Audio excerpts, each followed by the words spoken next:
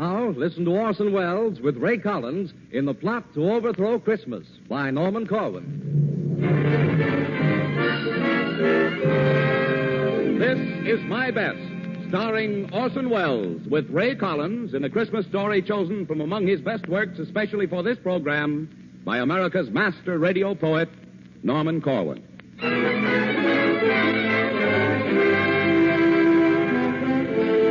America's best stars in the world's best stories. This is My Best, presented each week for your entertainment by CRESTA,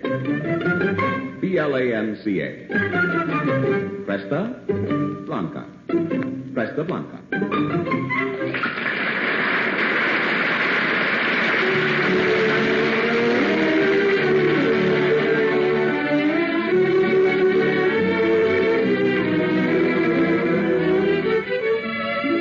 Sheltered from the ocean breezes, nestled among green rolling hills, nurtured by the friendly sunlight, cooled by softly falling rain. There the vines of Cresta Blanca, bursting forth in their green glory, growing, bearing, heavy laden, bring the grapes to luscious fullness. So the vintner quickly harvests, presses from them gold and goodness, tends it gently, now to rest. Till at last the wine is ready, shimmering, fragrant, full of flavor, masterpiece of his perfection. And he hails it proudly, saying, "This is my best. This is Cresta Blanca."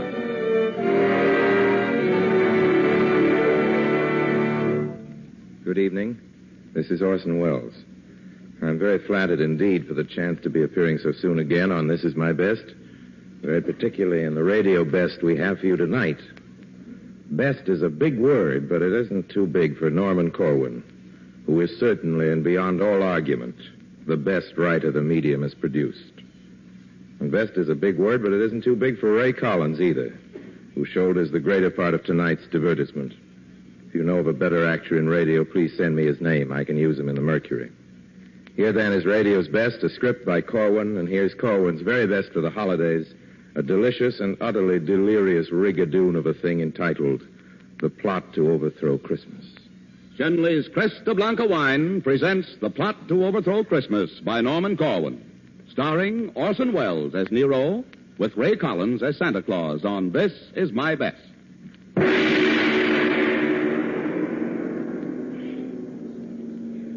Did you hear about the plot to overthrow Christmas?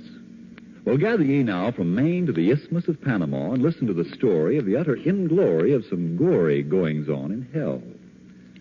Now, it happened in Hades, ladies and gentlemen. It happened down there that the fiends held a meeting. The fiends held a meeting for the purpose of defeating Christmas.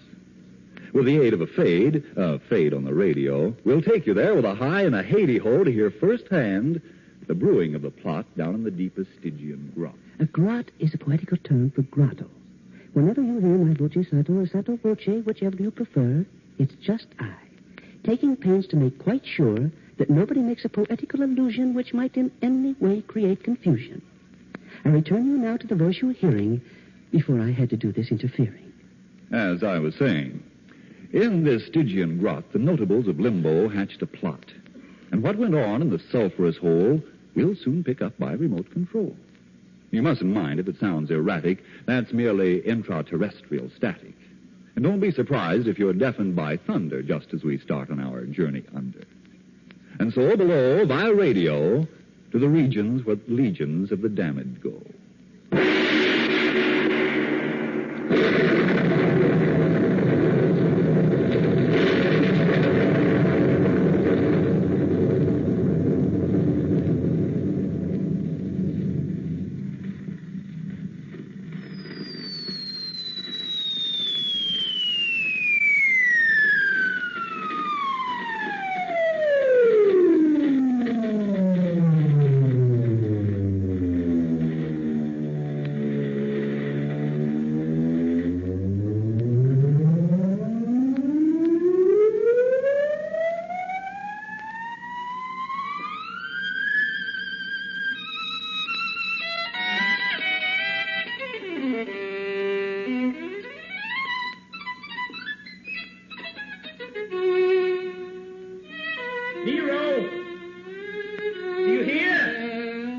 Nero! How dare you interrupt me in the middle of a movement of my favorite concerto?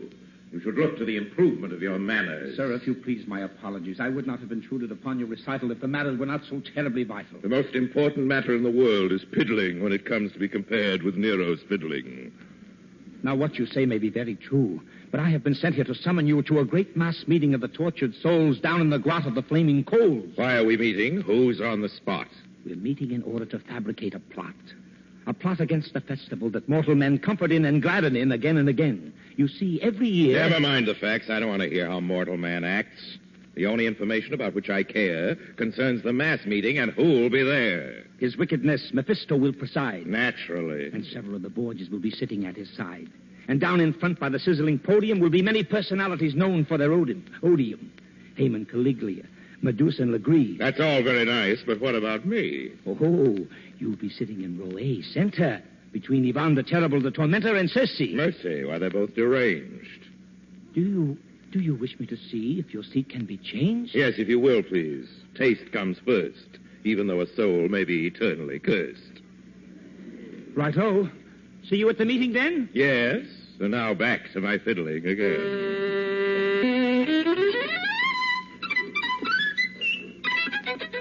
This is I, the sotto voce person. It should have been explained that Nero is rehearsing for nothing in particular. He's just that way. While hell's fires burns, he likes to play. It makes him feel a little more at home. It's just an avocation he picked up at Rome.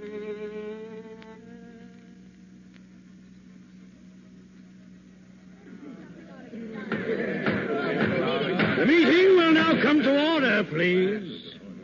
I've called you here from over 60 seas of boiling pitch and blazing phosphorus to stop what constitutes a loss for us. And this is the reason. Though we've done well in carrying forward the work of hell, we've left a very big job unfinished. After all these years, there is undiminished goodwill on earth every late December because of Christmas.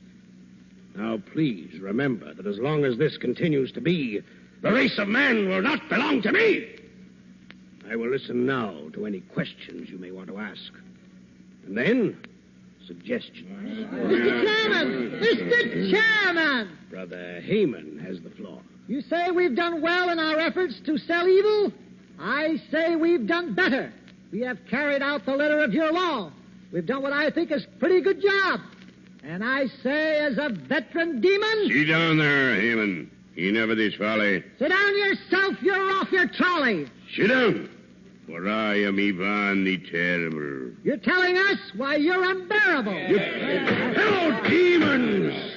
This is no way to act. Please proceed with a little more tact. I want more decorum in this forum. These personal remarks you make must cease. Now, Brother Ivan, will you speak your piece? I merely want to say in a casual way that Haman is a radical. He always gets fanatical. Why anybody'd think to hear him snort that the work of the devil should just stop short? Mr. Chairman, Brother Ivan is a demagogue with a brain like a fly and the manners of a hog. He says that... Enough! We will hear from others. Surely there must be among you brothers enough of venom and malevolence to crush a mortal man's benevolence. It's come to this. Are we going to let a little holiday like Christmas get the better of us all down here below? No. Very well then, sirs, very well. Let's go.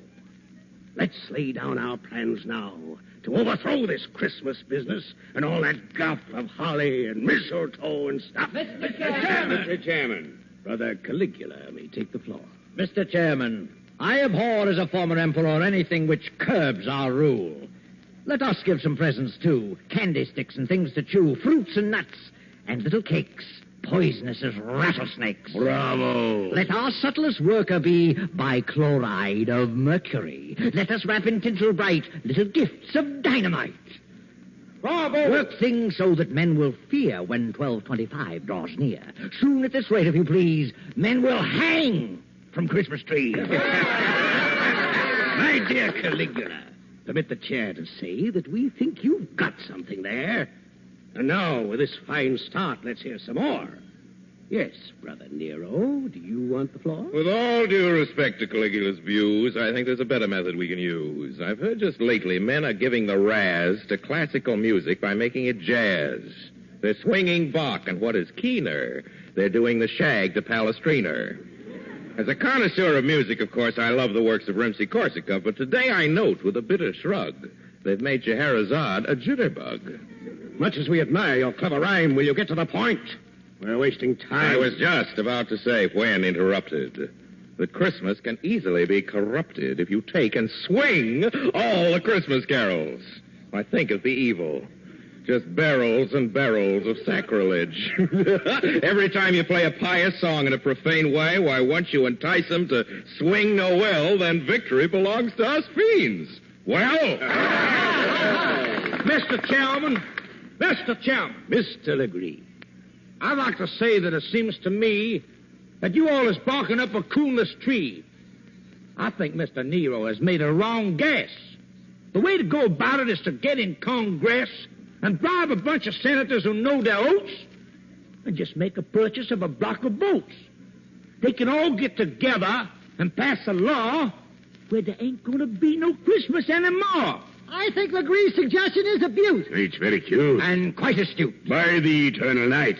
That's right. Mr. Chairman. Yes, Miss Borgia. I say that we should all give pause to think about this Santa Claus.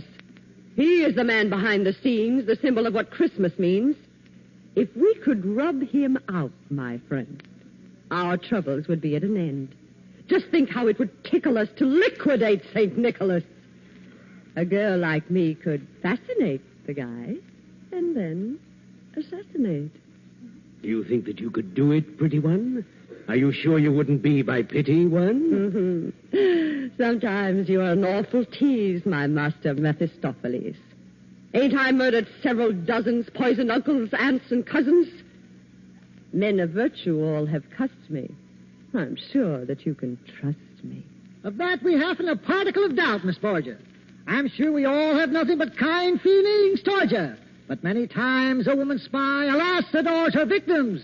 Dames make poor ambassadors. Do you imply that such defects are found inherent in my sex? That I do. Well, listen here, old Ironsides. You're heading for some cyanides. You've crossed a Borgia, and you know the consequences that follow. Come, disciples. This is very bad. There's nothing to be gained by getting mad. Now, suppose we put the matter to a vote. All those in favor of the motion made by Fiend Caligula, which was to shade the glamour of the holiday by using selected poisons of our choosing, all those in favor will please signify by rising to their feet and saying aye. Aye! One vote in favor, Caligula's. And those opposed? No. The motion is defeated. Up we bring the plan of Brother Nero's, viz. To swing the hymns and pious music. All those for will please respond by raising up a paw. For! And those against? Against! Very well. Now, the project of Legree's. Who is there here who totally agrees? I do. Legree votes for himself. And those opposed? Opposed! And now all those who favor Borgia's cause. It being to eliminate Santa Claus. Aye! And those opposed? Seems the women have a way with them. At least they have carried the day with them. Motion's carried. And now we'll decide which one of us will take Nick for a ride. We'll all draw lots and thus settle the moot point of who'll be sent to execute. You are listening to This Is My Best, and in just a few moments we'll tell you the rest. But ere we return to the story of strife, a word, if you please, of a season that's rife with greetings and goodies and food served so fine with the elegant touch of a good table wine. A good table wine, Cresta Blanca California Sauterne. A wine that is golden, delicious, and light. A wine that will earn you praises galore. A distinctive dry wine that will add extra zest to your Christmas Day dinner made up of the best. The name, once again, Cresta Blanca Sauterne. And now back to the story. So we may all learn from our old friend Sotto Voce, visiting down where it's eternal noche. This is your old friend Sotto Voce visiting down where it's eternal noche. Noche is Spanish for night, you know, merely a reference just to show that English isn't all I have to go by. Oh, well, I guess I've missed my calling. I should have been a lobbyist. You see, I'm stalling to give them time to finish the voting. Let's see, the weather. Now I'm quoting the Daily Hellion. Continued heat both overhead and under feet. Light showers of brimstone toward the evening hours. Oh, that's what it says here. I'm not fibbing. How am I doing with my ad-libbing? This is a thing a Gabbard have fun with. Say the drawing should soon be done with. We expect the results at any moment now, as soon as Lots have been drawn, and I'm glad to say the honor has fallen Nero's way. Now, Nero, you are charged with a great task. It's the evilest deed that we could ask a fiend to do.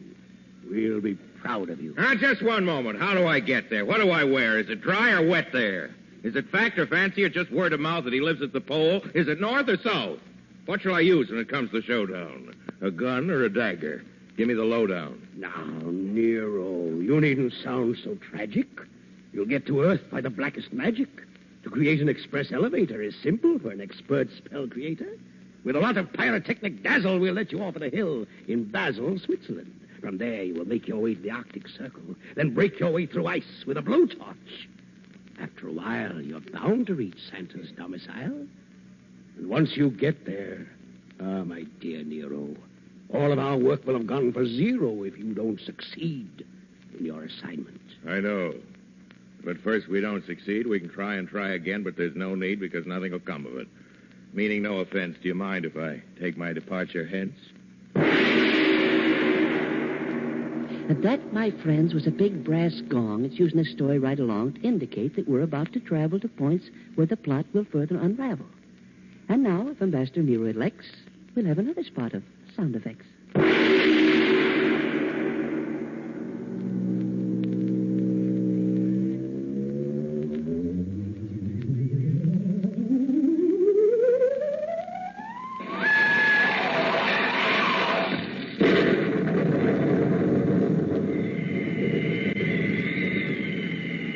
Tell me, stranger, is this Basel, Switzerland?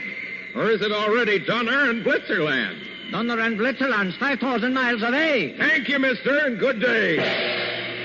Tell me, stranger, because I've lost stock, where am I now? In Vladivostok. Listen, stranger, after all these centuries of blistering heat, now I have to suffer from freezing feet. I'm wincing with pain from this pesky toe. Now speak English, Eskimo. I declare by my frenetic soul I must be over the magnetic pole. My watch has stopped. Can that be right? I wonder. Light. A light! In a moment now you'll hear me knock on Santa's door. And he'll unlock it. Never more to lock again. Coming! So is doom. How do you do, sir? Very well indeed, and you, sir? Splendidly. Won't you come right in? Take your coat off. I see your chin is frozen. Also your hands and knees. Sit down while I get you some antifreeze. Don't bother, sir. I will not be long. I'm about to perpetrate a frightful wrong. In short, I'm going to do away with... Take it easy. Do not play with that gun. I know all about you. Oh, really? Haven't I had my agent scout you for weeks? You've come all this way to abolish Christmas. Now, let me say... Listen, Santa, I'm no callow stripling. I've read Ernest Hemingway and Kipling. And also the shooting of Dan McGrew and plenty of detective stories, too. And just to show you what a broad guy I am, I've also read the Rubaiyat of Omar Khayyam. Do you think that a fellow with his reading so graded could have learned so little as to be dissuaded from a main objective? Why, don't make me giggle. I'd feel a lot better if you wouldn't wiggle that gun so. Much as I'm impressed with your education, I honestly believe that a figure of your station should have given more thought to the ways of man and less devotion to the cult of Pan. I came to dispatch a duty, so don't hand me any of this tutti-frutti. If you've any last words you want to say, then spell them. I haven't got all day. Now, what's the rush? Unless I've counted wrong, the polar day has always been 6 months long. Well, after I've disposed of you, I've got to hurry right back to hell, or they'll begin to worry. Not about you. but about your career in homicide. Do you think that the mere loss of you would make them hysterical? Their only interest is numerical. Think so? Mephisto wants to rule just as much of humanity as possible for reasons of personal vanity. By the sticks, you're right. To think that he'd dare. Are there any ladies here? Will you permit me to swear? My answer to that is an emphatic no. There are several lady dolls in the toy room below. Oh, Cassius. Oh, Claudius. Oh, Naphthaline. What a fool I've been. What a fool I've been. Wait, I think I see what you're after. You're as clever as a big-time Roman grafter. Do you think I could be that meanly deceptive to Satan? Why, Santa, I'm keenly perceptive. I can see right through all your clever ruses. Nero can be plenty foxy when he chooses. I'll have you know that I'm partly a dreamer, partly a wit, and partly a schemer. I'm part philosophical and also part mystic. I suppose you fancy that you're highly artistic. Fancy? Why, I have such a sense of beauty. Don't hand me a helping of tutti frutti. Any creature who really had beauty in his soul would appreciate Christmas. He would know that the whole idea of the holiday was one of such power that all the fiends below might gnash their fangs and glower, yet never in a million years could do it harm. Because it has a glory, a greatness, a charm that you would know nothing about. Yes, that's so. The spirit that it venerates, the good cheer that it generates, are things far, far beyond you. For all your wealth, no man on earth could sell ye these. Am I so cursed as that? Will you tell me, please, what beauties there may be that I have never seen? Have you ever seen a Christmas tree, tall and green, smelling of woodlands covered with a sheen of silverness? Its branches bending low, with the fruits of human kindness instead of snow? No. Have you ever closely witnessed what takes place any Christmas morning on a young child's face? Or perceived any beauties purer than the joys distilled in the hearts of little girls and boys? Have you ever watched a fire in a fireplace on a Christmas Eve? Or listened to grace at table heavy with fruits and cakes and all the wonders that a kitchen makes? Fowls and pastries, wines and meats, and nuts and raisins and candied sweets? Have you ever seen mistletoe hanging from a ceiling? In frosty air, heard a far bell pealing? Have you ever seen the beauty of a sprig of holly? Or felt for a moment how it feels to be jolly? Golly.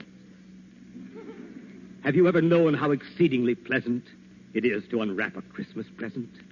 Did you ever know how much cheer it lends to be wished a Merry Christmas by all your friends? Did you ever experience the fun of giving? Do you know at all of the joys of living? I guess I don't.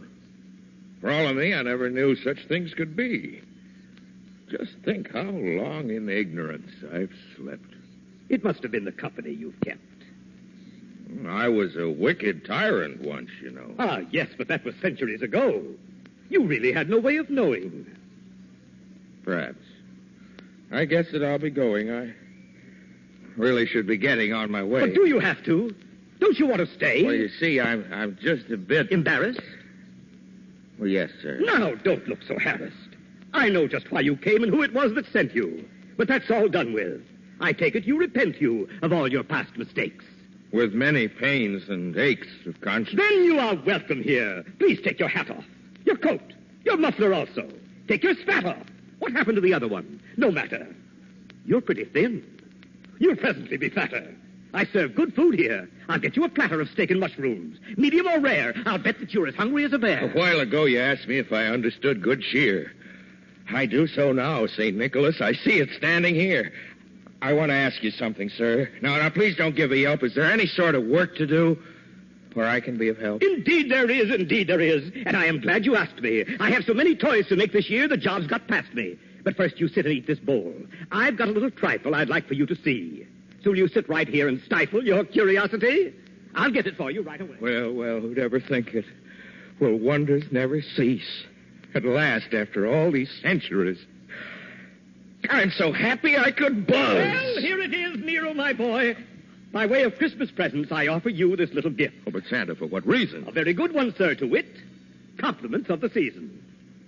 Well, go ahead and open it. Why stand there so reflecting? I'm just collecting thoughts, St. Nicholas. My thoughts I'm just collecting. Just think how far a tiny bit of fellowship will carry us. Oh, well. I say, what's this? What's this? It's a Stradivarius. Why, thank you. Thanks a million times. I don't know what to say to you. I'll tell you what I'll do, St. Nick. I'll start right in and play for you. I'll play all night and day for you. Fine. Here's some music. I'm sure you'll play it well. It's a little piece entitled Noel, Noel.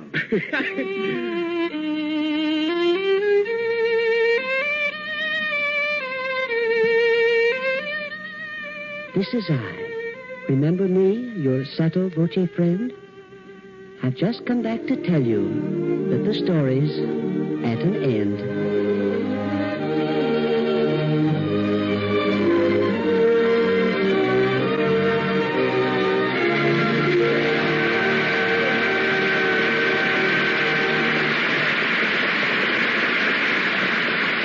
We join the audience here in Hollywood in applauding Orson Welles and Ray Collins in Norman Corwin's The Plot to Overthrow Christmas. Tonight's story on This Is My Best, presented by Shenley's Cresta Blanca wine. Mr. Wells will be back in a moment to tell you about next week. And now, once more, here is John McIntyre, your Cresta Blanca host. Perhaps one of the most interesting accounts of Christmas in early colonial days is of a dinner given by a prominent Virginia family. The festive Christmas table abounded with an elegant variety of turkeys, roast beef, veal, ducks, hams, puddings, jellies, oranges, apples, nuts, figs, and a variety of fine wines and punches. Today in America, our meals are less elaborate. However, it's still in the best American tradition to serve a fine wine like Cresta Blanca with the Christmas dinner. It will lend a charming, a friendly touch to your festive Christmas table. Choose the Cresta Blanca California wine your guests like best and serve it well chilled. It may be a white table wine like Chablis or Riesling, or it may be a red table wine like Burgundy or Claret. No matter what type of wine you choose, as long as the words Cresta Blanca are on the bottle, you can rest assured you are serving the crest of quality in wine since 1889. And now, Orson Welles. Thank you. Thank you, and I'm speaking also for two of the finest performers who ever stood before a microphone, Ray Collins, who was Santa Claus tonight, and John Brown, who was the devil. And now about next week's offering. On This Is My Best, I'm looking forward to it. It's a pleasure to tell you about it now. Two great American humorists are involved, the writer and artist James Thurber, from whose antic gallery of sorrowful dogs, wistful little men, and monstrous women has been chosen a strange and I think entirely perfect study, The Secret Life of Walter Mitty. The other great humorist involved is a writer, too, and a very fine one, but you know him just as well and love him as an actor. He will play Walter Mitty, and nobody anywhere ever could play it better than Robert Benchley. I know we'll all be listening, and until then, it's my privilege to remain, as always, obediently yours.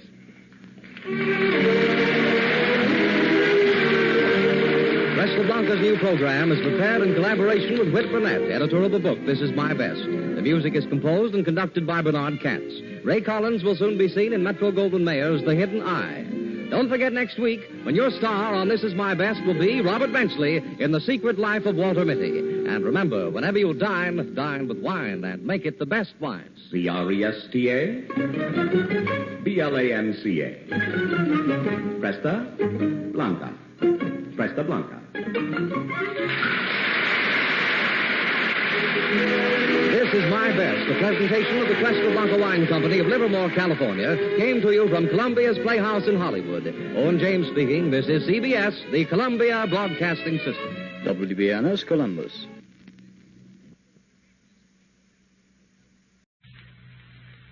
Vicks presents The Matinee Theater, starring Victor Jory.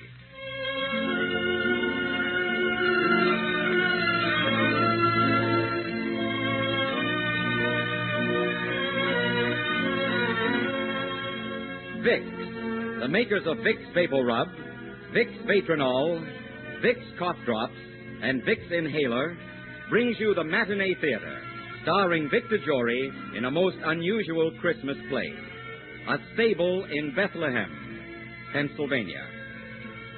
First, here's a good thing to remember when you catch a cold. The best-known remedy for relieving miseries of colds is Vicks Vapor Rub.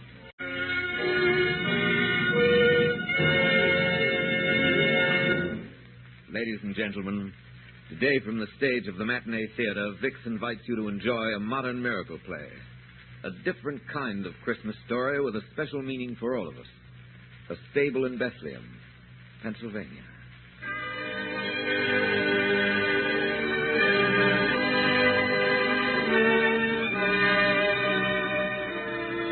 It's Christmas Eve, and behind the window of an exclusive Fifth Avenue club, two elderly men look out on the world with jaundiced eyes.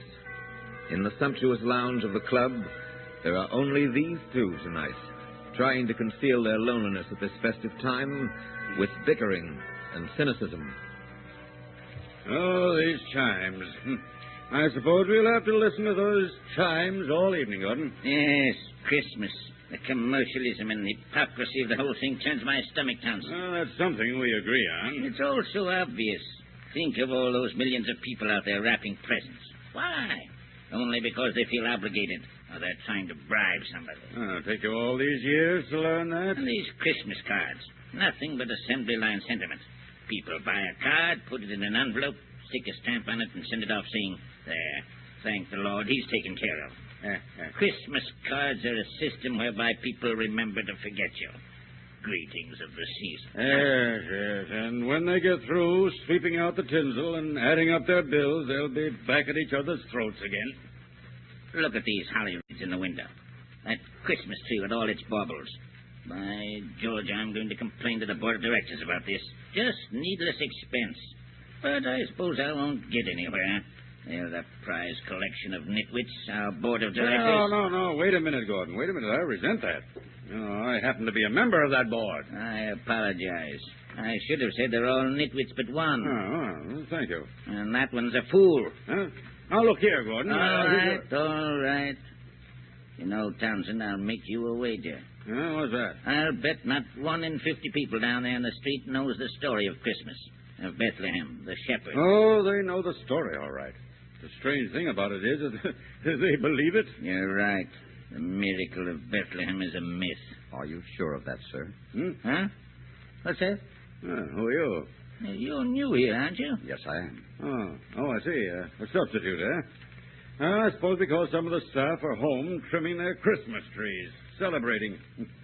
We don't matter, of course. We just pay our dues. I'm here to serve you, gentlemen. And probably getting time and a half because it's Christmas Eve. Well, we want 2 hot toddies. That's the only real thing about Christmas, the club's toddies. Yes, sir. And hot means hot, not lukewarm. Wait. Tell me something. Yes, sir? What did you mean just a moment ago when you said to me, are you sure of that? Well, sir, you said the story of Christmas, of Bethlehem, and the shepherds was a myth. Yes, I said that. What about it? I'm sorry, sir. I must disagree with you. What do you mean by that? Well, sir, you see, the story of Christmas is true. I know that for a fact.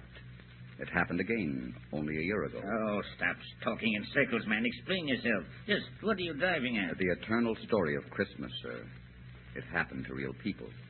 I heard about it from someone I know. Heard about it? From whom? Well, let's say he was a friend. He drove a truck carrying freight from here to Pittsburgh.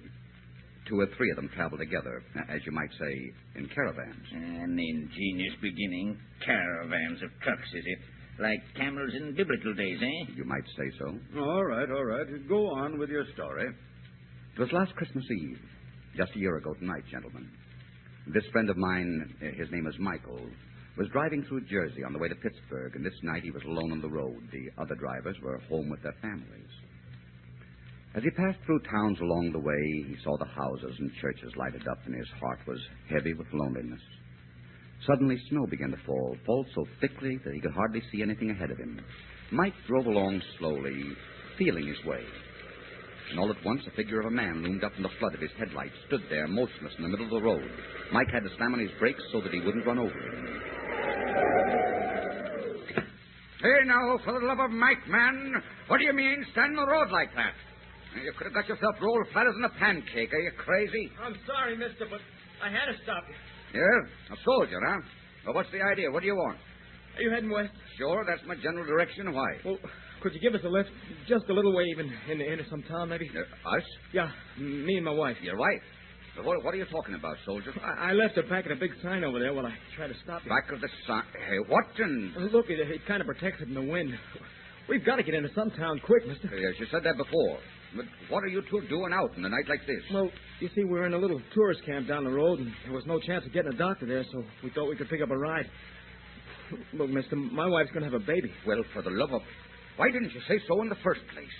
What do you use your brains for anyway, fella? Well, I... Yes, well, don't you know they've got to be kept warm? Now go and get her. Oh, thanks. I'll only be a minute. Mary, You run up against on the road. A fine thing. Me, a delivery boy for the store. I must have seen that sign 100 times. Golden Rule Department Store. Our slogan is, do unto others as you'd have others do unto you. Well, they couldn't have picked a better sign. Look, Bud. Hurry up. Oh, we're ready, mister. Okay. Get in. Gosh, lady, you look half frozen. I am kind of cold. Well, when I shut the door, the engine will warm me up. Now, don't be afraid of crowding me. The seat's plenty wide for the three. All set? Yes, sir. Okay.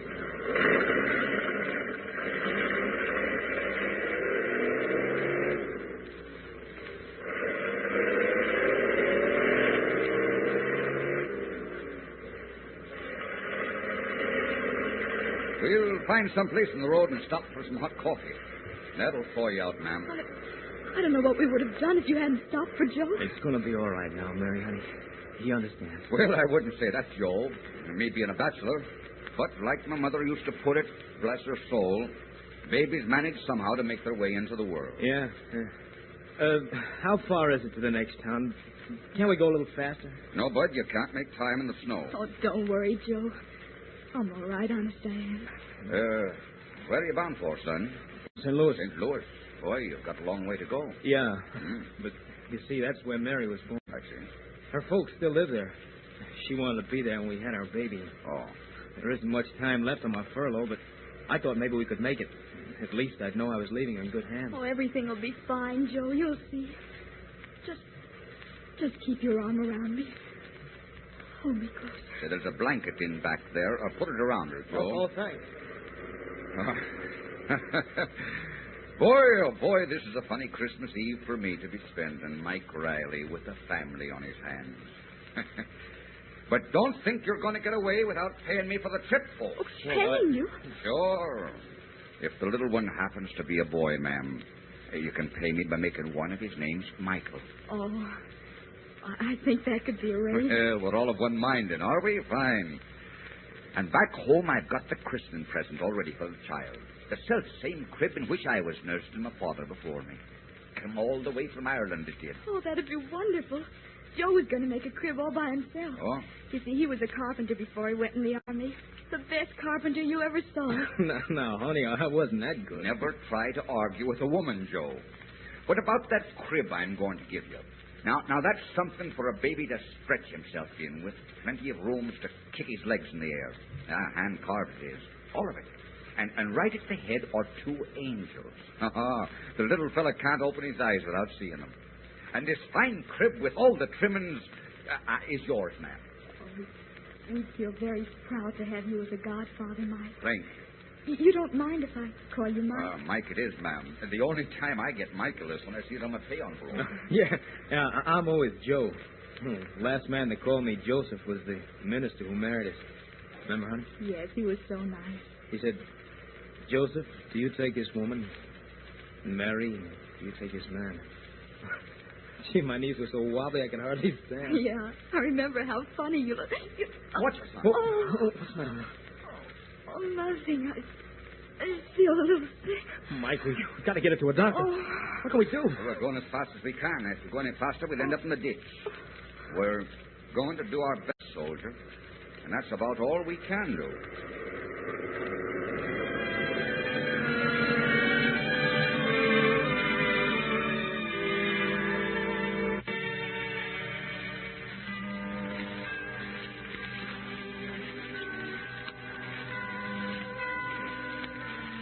Well, what's the rest of your story? Why did you stop?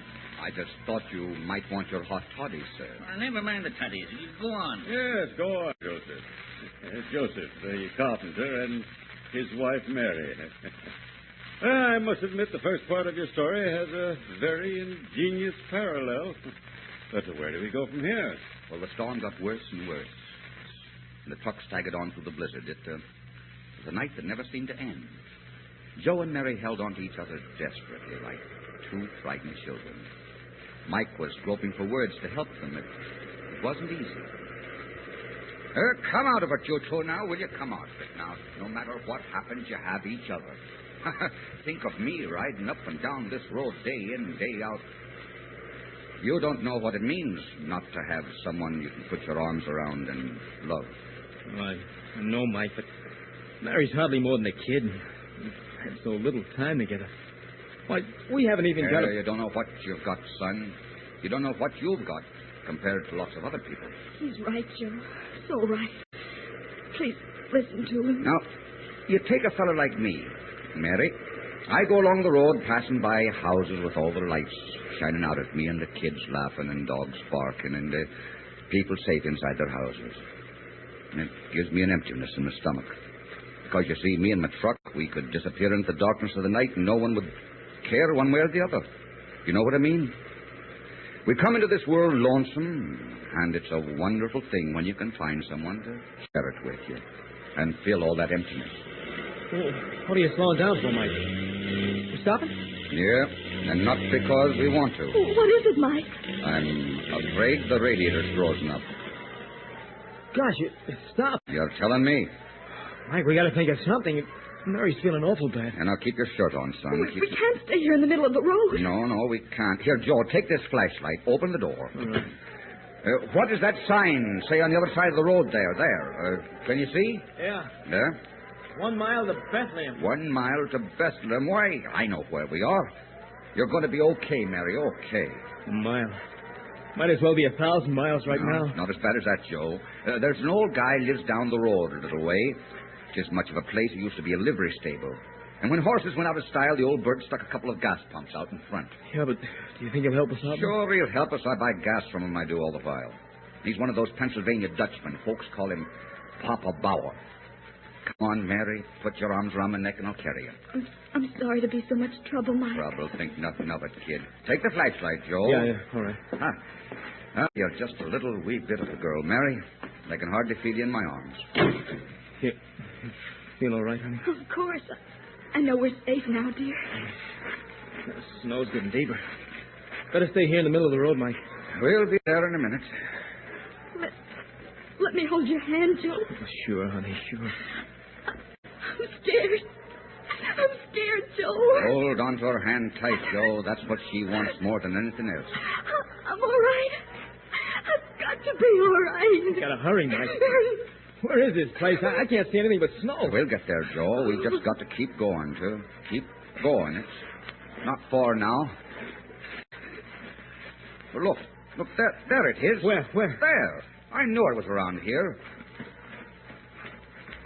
Take Mary, Joe. Let's see if I can wake up the old man. Come on, Bauer, open up the door. I suppose he isn't home. He's got to be home. Bauer, wake up. Who is? What you want? Open your house. Open the door. Get Mike Riley. Come on downstairs. Make it snappy. Mike Riley? Yeah, and I got trouble on my hands. I've got to use your telephone. I need some hot water for my truck. It froze up down the road. I'll be right down, Mike. Just a chance give me to get in my pants. Okay. We'll be inside in a minute, Mary. How are you feeling? Oh, fine, Mike. If you could only make Joe believe it. Don't worry about him. He believes it, don't you, Joe? Huh? Oh, yeah, sure. You've got to forgive him, Mary. He can't help acting like a father. Yeah, that's right, honey. That's all. Mary. Mike, he's fainted. Mary!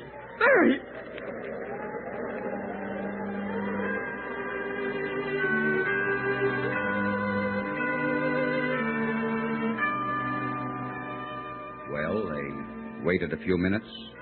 Joe and Mike and Mary. Minutes that seemed like hours. Papa Bauer finally came down and let them in. And there they were, Mary and Joseph and Mike Riley, in a stable near Bethlehem, Pennsylvania. That's pretty good. Mary and Joseph and Mike Riley. Yeah, but what about the shepherds and the wise men? Oh, they came. And there was a star, too. Oh, come now. Would you like me to finish, John? By all means, I wouldn't miss this for the world. No, nor I. Go on. Well, Mike and Papa Bauer started calling up doctors for Mary. But it was Christmas Eve. It didn't seem any of them were at home. They must have tried about 20 doctors, going right down the list. But all they got were maids who said they'd try and find Dr. So-and-so and tell him about it. They were getting desperate. Mary and Joe were upstairs in Papa Bauer's room, and they all knew Mary's baby would be born soon. This one's out, too. My. What do you have to do to get a doctor around here, anyway? Well, Mike, it's, Christmas Eve. Yeah, well, look, you keep on the phone, Bauer. I'm going upstairs. Let me know if you have any luck. I keep my trying.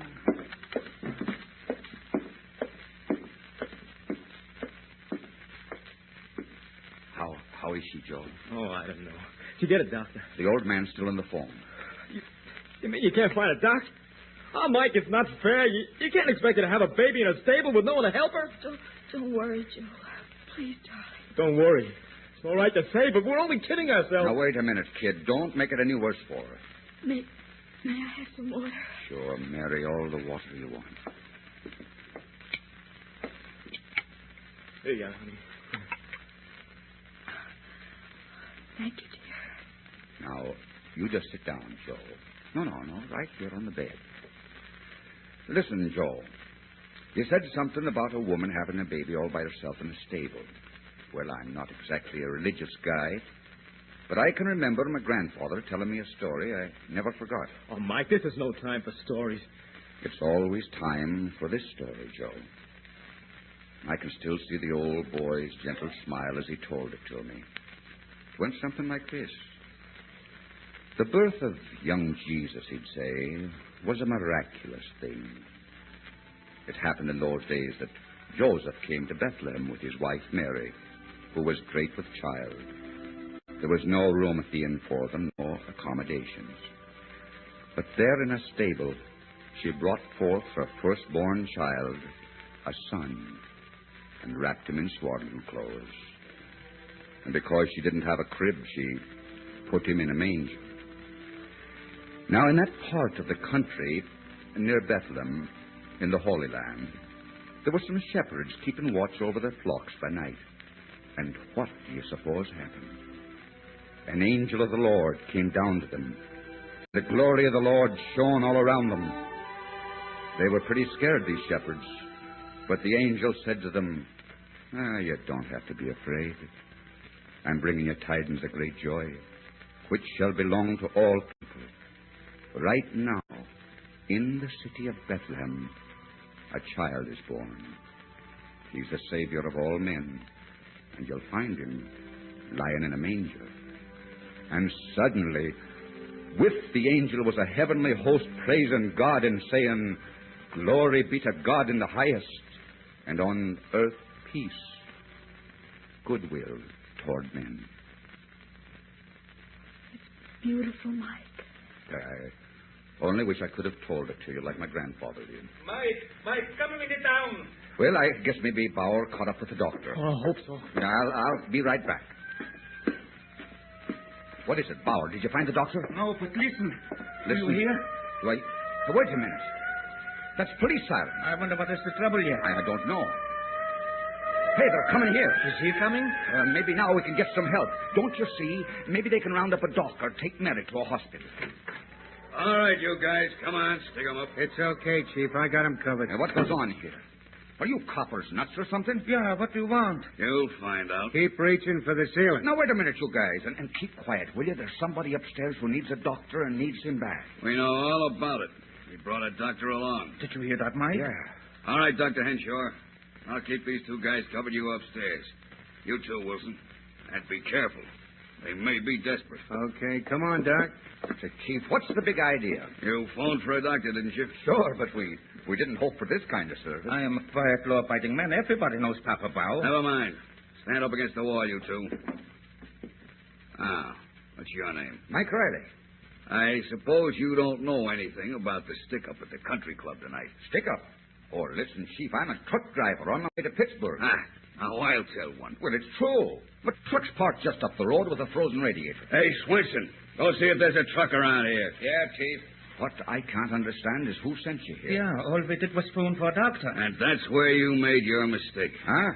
One of the doctors you phoned was Dr. Henshaw, the one upstairs. He's a member of the Bethlehem Vigilance Committee. The which? You heard me.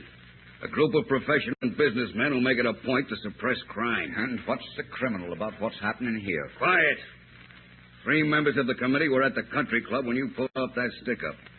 Dr. Henshaw, Lawyer Marshy, and Mr. Davis, who owns the Golden Rule department store. When Dr. Henshaw's maid phoned and said there was a rush call out here, they put 2 and 2 together and called me at headquarters. Well, I'm afraid they're going to be surprised. Oh, yeah? We'll see who's surprised. The job was pulled by a mob of 4. The 4th guy was a little slow on the getaway. As he was leaving, he saw a pendant that Mrs. Henshaw was wearing and stopped to rip it off. By the time he got to the door, the steward had a chance to get the gun out of his desk, and he winged this 4th guy in the leg. So naturally, he'd be needing a doctor. And so these 3 wise guys think they can pin it on us. Chief, you may not know it, but you've seen a miracle happen tonight. I don't know what you're talking about. No? We'll find out. Okay now, Chief. What's okay, Wilson? We got here just in time. Where's the doc? Oh, he's upstairs. And you ought to see the little rascal who caused all this commotion. This ought to be good, Bauer. Yeah. I don't see what's so funny. You should have seen him, Chief. Sweet as a lamb. Huh? Didn't he make any fuss? Not a single yip out of him. Did he pull any rough stuff? Only grabbed hold of my finger. Wilson, you've been drinking. Now pull yourself together. Listen carefully. What did he say? Will he talk? Well, in a year, maybe. You can't expect too much. Wilson, what are you talking about? The baby, of course. Did you say a baby? That's what he said. I heard him. Well, full of flat-foot. Now, Chief, watch your language. There's a child in the house. I was going to kiss him, but Dr. Henshaw said I might give him germs. Did you hear that, Bauer? It's a him. Yeah, is it not wonderful and in my stable already? Now, listen. Will you be listening to him now? With a pair of lungs like those, there's no telling what he'll make of himself in the world. And now, Chief, if you put that gun down, I'll be on my way upstairs. Why, I think I'll go with you. Oh, sure, and why not now? And you know, once the little darling sets his eyes on my beaming countenance, he'll be nothing but smiles. And while I'm at it, Chief, I'm going to ask him what he was doing at the country club tonight. You know, he's much too young to be doing gallivanting.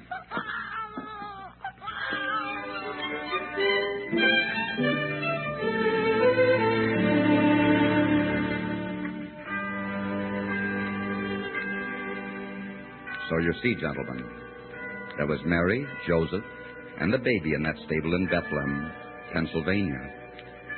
There were the doctor, the lawyer, and the merchant, 3 very wise and good men. No, they'd made quite a mistake. The police were there, too. Shepherds of the law, you might call them. In many ways, it was like the story of that other Bethlehem. And as I said before, there was even a star. A star? Oh, yes. Remember I said the policeman was trailing a stolen pendant? Yes. Well, that pendant was a star sapphire.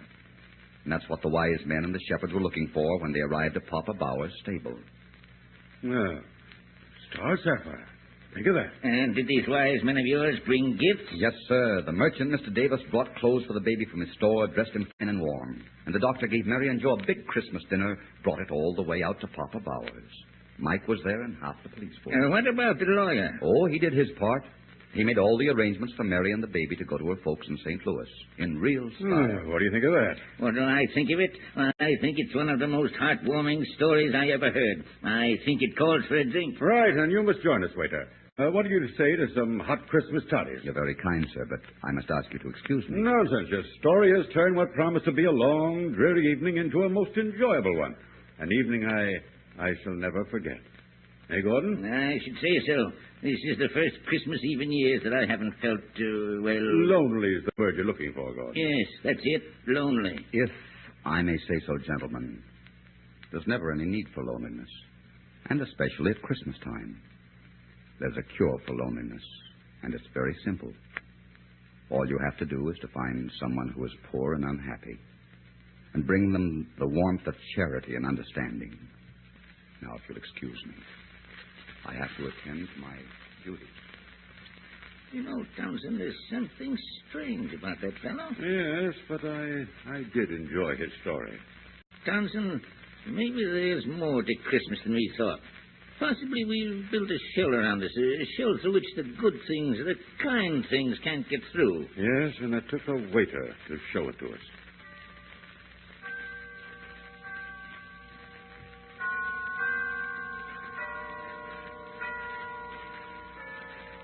Well, Townsend, I wonder what that fellow's doing about those toddies. I'd better ring. Now, why do you suppose he wouldn't have a Christmas toddy with us? Oh, I don't know. Probably he's... Did you ring? Oh, it's you, Tom. Yes, Mr. Gordon. Naturally. Why, I thought you were off tonight, Tom. Oh, no, sir. Not on Christmas Eve. Well, then why did you have that other man wait on us? Other man? What other man? Why, the man who just left us. The man we've been talking to. I'm afraid I don't understand, sir. My station is just outside the door.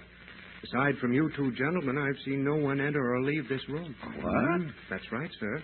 And I can assure you that we have no extra waiters on tonight. No extra waiters? Wait, Gordon. All right, Tom. Please bring us 3 hot toddies.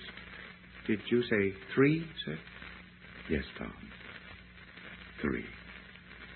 1 for Mr. Gordon, 1 for me, and 1 for the, shall we say, the spirit of Christmas.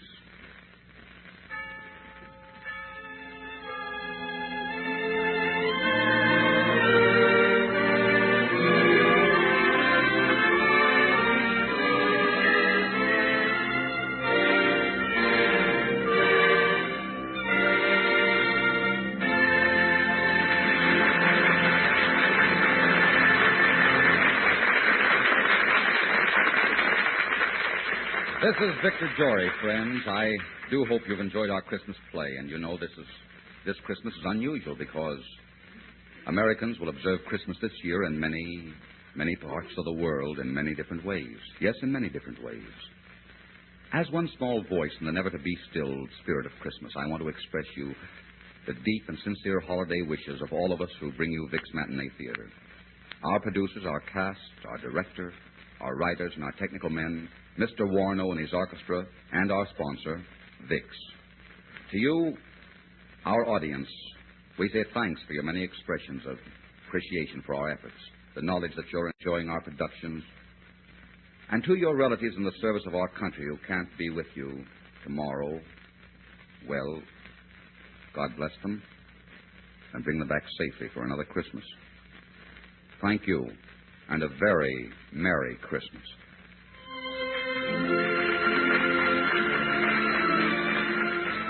Today's play was by David Victor and Herbert Little, Jr., and was based on an original story by Charles Tazwell. It was directed by Richard Sanville. Next Sunday, Vic's Matinee Theater will bring you the story of a woman who couldn't spare the time for love and a man who changed her mind. The gay, romantic Paramount comedy in which Claudette Colbert and Fred McMurray made such a delightful couple. Next week, No Time for Love, starring Victor Jory. This is CBS, the Columbia Broadcasting System.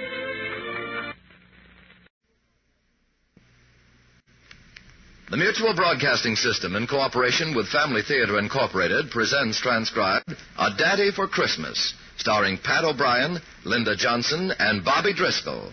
Shirley Temple is your hostess.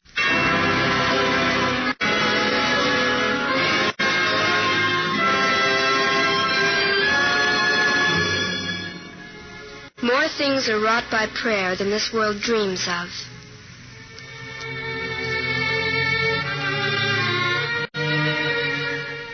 When I was a little girl, I once received a doll for Christmas. It wasn't very expensive, nor even the prettiest doll in my collection. But I kept that doll and cherished it long after my other Christmas toys had disappeared. It came from someone I loved, someone who loved me, too. No matter how high the gifts are piled, any Christmas tree is bare which doesn't have love around it. That's why it's so important for us to make our homes places of love. Not just Christmas Day, but every day of the year. And one thing is certain. Love is always present in the home, where daily family prayer is a practice. Family prayer will bring love and goodness and understanding, the best Christmas gifts any family can receive. Shirley Temple will speak again following our family theater play, A Daddy for Christmas, starring Pat O'Brien, Bobby Driscoll, and Linda Johnson.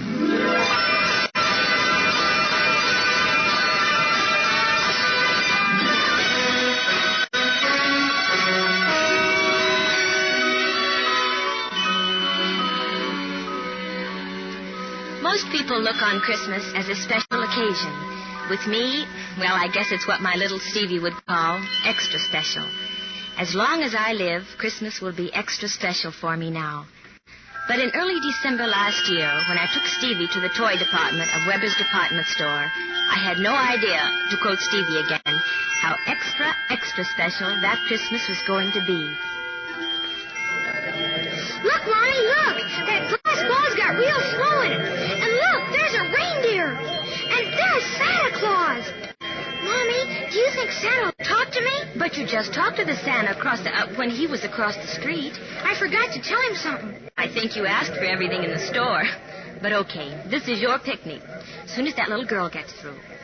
Now, Santa Claus. Well, what a nice little boy. Come here and tell Santa what you want for Christmas. You know. Huh? I'm Stephen Hunt. You know what I want. Santa, you took his list when you were across the street in Wilson's department store? Oh, yes, that's right. I remember you now. I was getting you all mixed up with another nice little boy I know. Mommy calls me a little scamp. Oh, but you're a nice little scamp. I'll tell you what, son. I left my notebook across the street. So, how about you give me that list of all the things all over again? First, what's your address? Stephen Hunt, 2228 Elm Street. All right, Stephen. Now, what do you want for Christmas? Well, I want the sled. Mm-hmm. The bicycle. With 2 wheels? With 3 wheels. Oh, that's a tricycle. I don't want a tricycle. I want a bicycle. With 3 wheels? Uh-huh. 1 bicycle with 3 wheels. I got it. And I want a scooter, a pony, a wagon, and I want a daddy. A daddy? His daddy didn't come back from the war. I don't think Stevie remembers him, But all his friends have daddies. And I want a daddy, too. I'm afraid a daddy is a little out of Santa Claus's line, darling. Son, let's check that address again. Stephen Hunt, Stephen Hunt, 2228 Elm Street.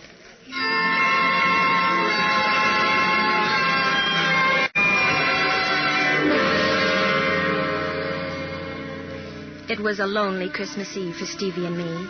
Christmas away from my folks and my late husband was just a bit hard to take. But my job as secretary in a lawyer's office didn't allow me time for a trip home. Stevie and I lived in a made-over 2-room apartment in one corner of a family dwelling with an entrance off the driveway. Mrs. Rawson, my landlady, who took care of Stevie when I was at work, was visiting her daughter's family that evening and over Christmas Day. Stevie and I were alone.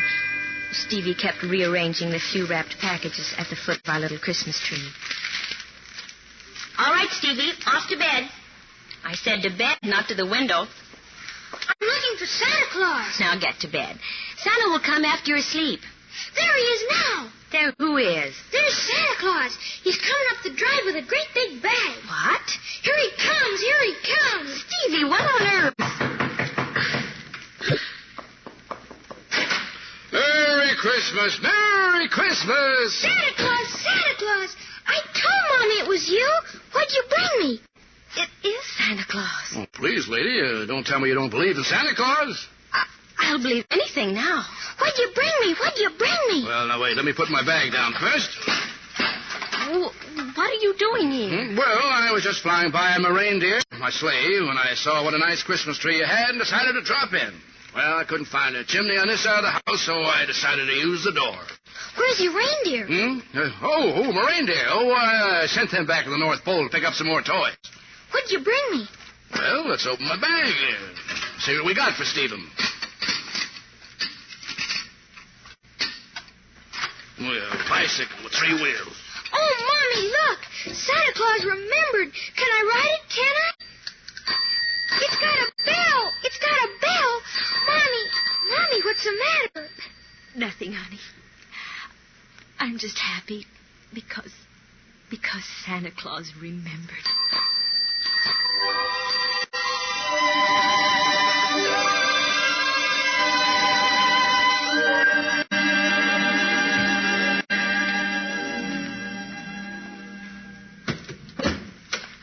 He's really asleep now. That, Santa suit must be awfully hot.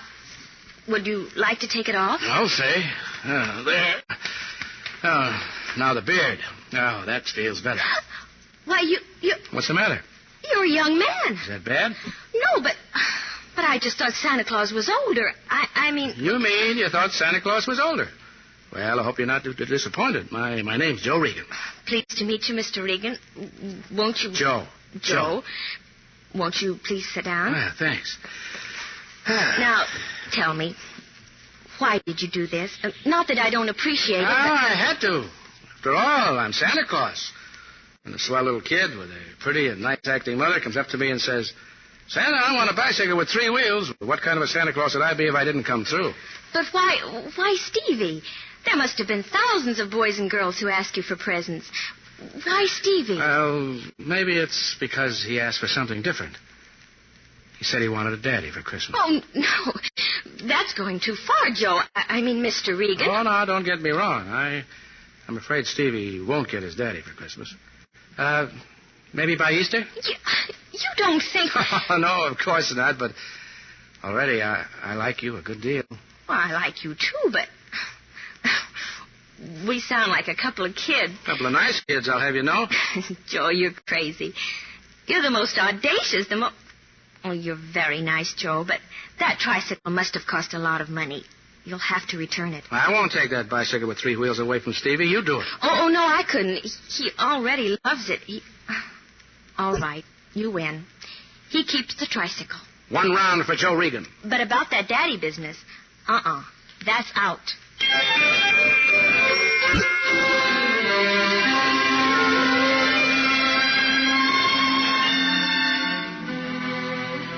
But it wasn't out.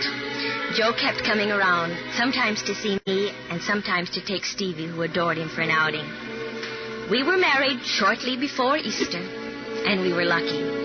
We found a little furnished house in a nice section of the city, and I talked Joe into quitting the job he had in a furniture factory, where he did a lot of manual labor, into taking a sales position with the Jensen Hardware Company.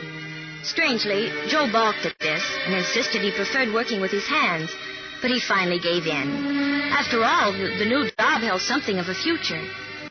The best part of it all was, for the first time in his war-born life, Stevie began to know what a home was. Strike 3. You're out. I am not. That was a foul tip. You're out. You're out. All right. We'll have to ask the umpire. Jimmy, wasn't that a foul tip? You struck out. 1, 2, 3, you're out. Oh, you kids are ganging up on me. It's my bat. Stevie!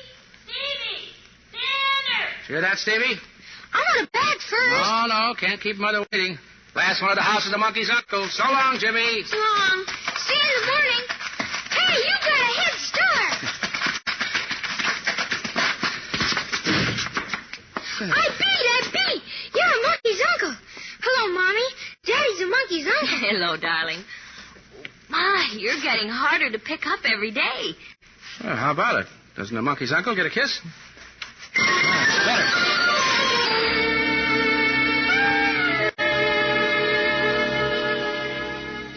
Sometimes it was like having 2 little boys around the house, but what mother objects to that?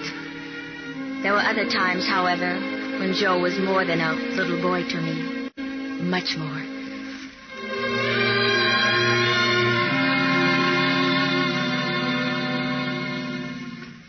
Honey, why did you marry me? What? Why did you marry me? What? How can you ask a question like that? Well, I guess, when I used to pester you about it, I used to tell you Stevie needed a father, and that was my main sales talk. Joe, I married you because I love you. I need you. You should know that. Well, yes, of course. But the way you do it on that kid, well... Joe, I love you so much. I guess I did almost from the start. When I was Santa Claus? No, silly. Well, that's when I fell in love with you. Just as soon as Stevie told me he wanted a daddy, and I looked at you, realizing I had a chance. You looked like everything I wanted. And when I got to know you, you were everything I wanted.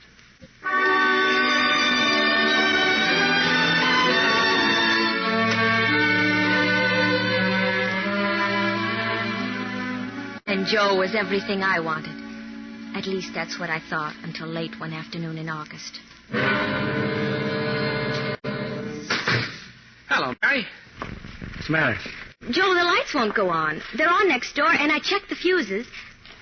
Joe, you didn't forget to pay the bill. I'm afraid I did forget, honey. I didn't have anything to pay it with. I thought they gave you a second notice. But, Joe, we budgeted. Why didn't you have anything? I was fired last Thursday. The boss didn't think that You haven't been working a week and you didn't tell me. I'm sorry, honey. I didn't want to worry you. But you've been leaving the house the same time every morning. I didn't want you to know until I got something new. You seemed to take it for granted I was doing so well. I just didn't want to worry you, that's all. No, don't do anything to worry me. Just have the light company turn off our lights without notice. I'll have them on again tomorrow. But how? I said I'd have them on tomorrow, and that's enough. Don't speak to me like that. Well, stop putting me through a third degree. Now, I suppose you want to know why I got fired. Well, it's because I'm a lousy salesman, that's why. You're the only one who thinks I'm a personality kid. Don't worry, Joe. You'll get something better, something with a real future. And about the bill, I've got some money saved. I said I'd pay that bill.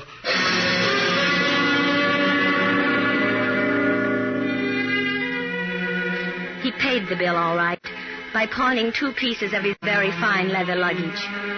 That was our first quarrel. A couple of weeks later, Joe was in the yard cutting the lawn when Stevie came home from school. Hi, Stevie. How's school? It's fun, but, Daddy, all the kids have cowboy boots. Can I have them? Well, let's see. Let me think about that, little Stevie. No, we might as well start in being frank about these things right now. Come here, son. Jimmy's got cowboy boots with red and yellow. Stevie, I want you to listen to me. There are times when our family doesn't have much money and we have to get along without some of the things we'd like to have. Some other times we'll have a little extra money and get some of those extra things. Then I can't have those cowboy boots? I'm afraid not, fella. Not right now. Yes, you will, honey. We'll go downtown and get you some cowboy boots Saturday. Mary, I didn't know that I'm going to get some boots. I'm going to get some boots. I'm going to go tell Jimmy. You shouldn't have told him to get those boots just after I said we couldn't afford it. All the other youngsters are wearing them, and I don't want him to know we can't afford it. He's got to learn sometime. Well, there are things we can't have just for the asking. Well, he's too young to learn now. All right. But how can we pay for them out of my unemployment money? I got a little money from my folks this week. They sent it to help outfit Stevie for school. Oh, I didn't know.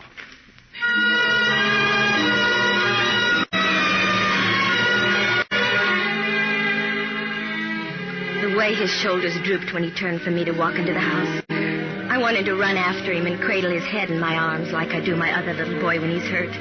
But I didn't. Weeks passed and Joe couldn't seem to find a job. At least not the kind I wanted him to have. But, Mary, every time I think I can get a job, you say it isn't suitable. What do you want to live like anyway? Joe, it's not me I'm thinking of. I just want to be sure Stevie gets all the things he needs. I see. I'll keep looking for the career job so Stevie can get all the things you think he needs.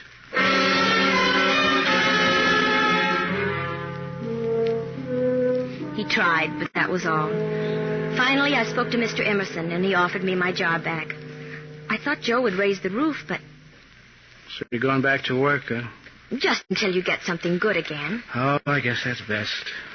No need for Stevie to do without things because I can't provide them.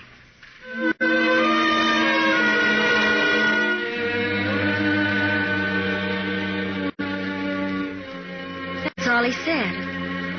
Somehow I'd have felt better if he'd objected, even insisted I didn't take the job. So I returned to work for the first time since we were married. The third evening after work when I came home, the house was strangely quiet.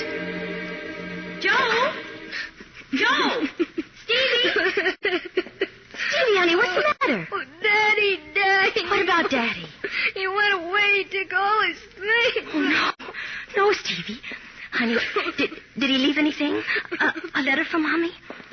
Oh, here it is on the table. Dearest Mary. I know you'll think I'm a quitter and despise me for leaving this way, but it's going to be hard enough saying goodbye to Stevie. And I'm afraid you might change my mind, and we'd all be worse off. I can't stay. You can't marry because I can't be the things you want your husband and Stevie's father to be. I'll never do big things. In fact, I don't especially want to. I don't want to be anything more than just an ordinary guy. Bus driver, mechanic, something like that. That's the whole story. Goodbye, and good luck. And if by some strange chance I do get ahead, I'll try to make up for this. I promise. I'll love you always. Joe.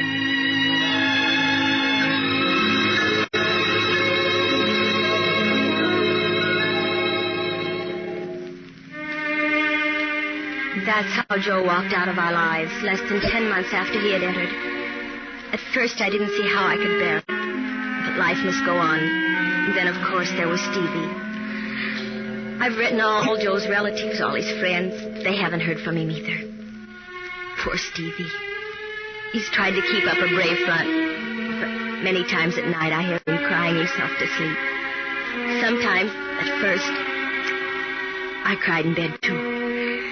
Then I started telling myself, at least this way, Stevie won't grow up under the influence of a father utterly lacking in ambition. And I got some satisfaction in knowing that when Jimmy Webster got a fur-lined aviator cap, my boy got a fur-lined aviator cap, too. That is, I did until last Saturday, when Jimmy came over to our house.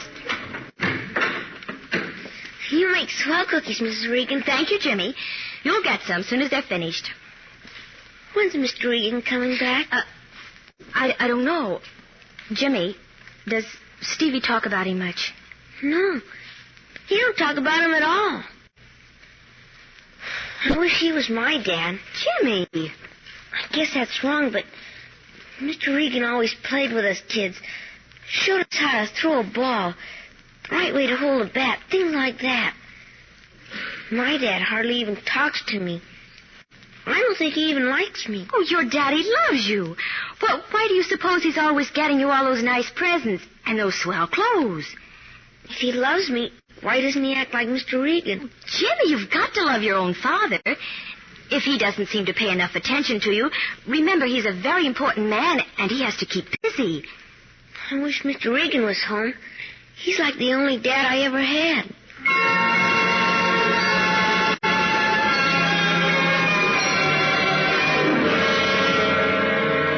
It was then I finally realized the terrible thing I had done to my Stevie and to Joe. And I'd had the nerve to nag him for not giving Stevie the things a father should.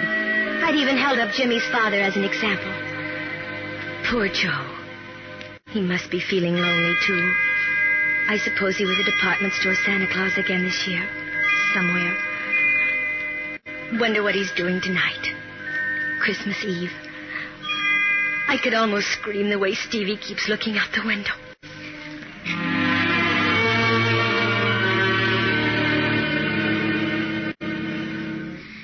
Stevie, don't you think it's time you went to bed? Just a little longer, Mommy. Maybe Santa Claus will still come. What can I say? Oh, Joe. Joe, if I could only reach you now to tell you I've learned my lesson. I don't care if we're ever rich, what kind of work you do. What counts is you're good for me and Stevie. What counts is you and Joe. Joe, it's Christmas. Do you think Santa will come, Mom? I hope so, Stevie. I hope so. But if he were going to, he'd be here by now. It would be like Joe to come back tonight for Stevie. Maybe if he comes back for Stevie, I can get him to stay for me. Oh, Joe. Mommy, what's the matter? Nothing, honey. Nothing at all. Okay, it's off to bed with you. Are you crying because Santa Claus didn't come? Never mind. It's time. I'll get it. Merry Christmas! Merry Christmas! Don, I knew you'd come. I knew. It's Santa Claus! Santa Claus! Oh, watch it, my beard. Santa Claus's whiskers are coming off. It's Daddy! Daddy! Hello, son. Mommy, Daddy Santa Claus! Yes, dear. Daddy Santa Claus. You're back to stay, aren't you, Joe? Yes, I'm back. And, Mary, I'm sorry I left the way I did. I was a coward. From now on, I'll try to be the kind of a guy you want. No, dear. From now on, just be yourself. That's the kind of guy I want. Oh, Mary. Oh, enough of this mush stuff. I gotta go about my business. Stevie been a good boy? Perfect. Just like his daddy. Well, that's too bad. Well, let's see what we got here. Ooh, a racer. With big rubber tires. Thank you, Santa. Daddy. What is it, fella? I know where you've been. You do? You've been up at the North Pole making toys. You know, I couldn't have thought of a better explanation. That's the only one I ever want to hear.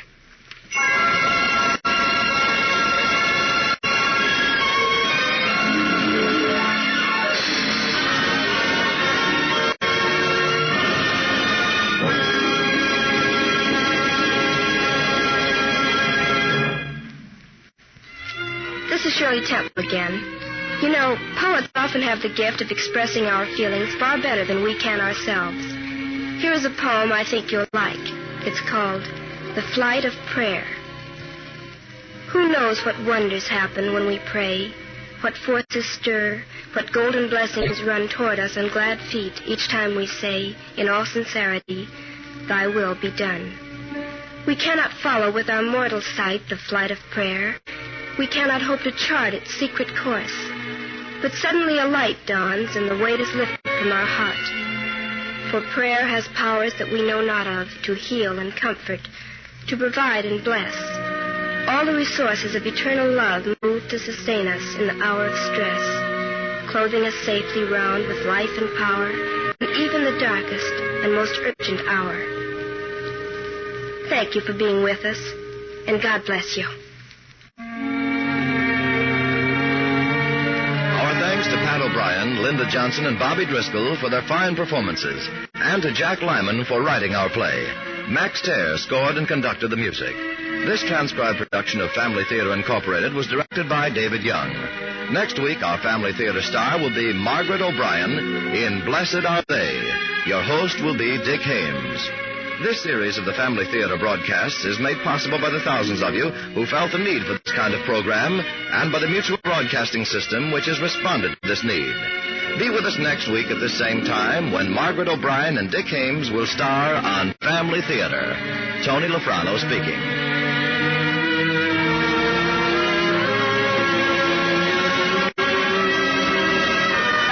This is the Mutual Broadcasting System.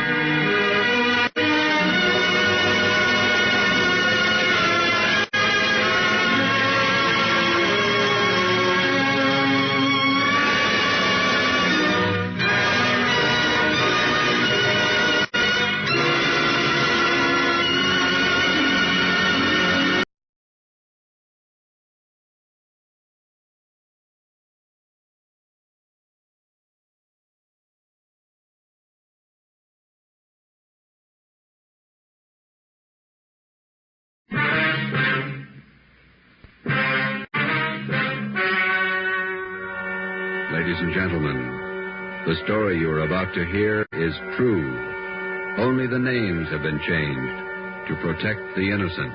Fatima Cigarettes, best of all long cigarettes, brings you Dragnet.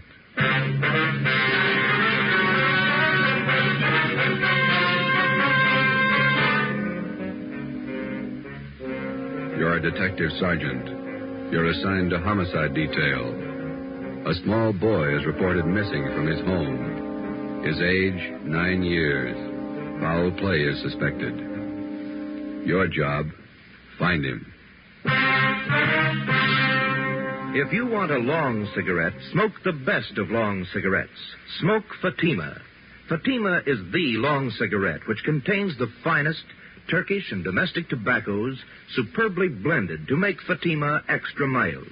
And that's why Fatima has a much different, much better flavor and aroma than any other long cigarette.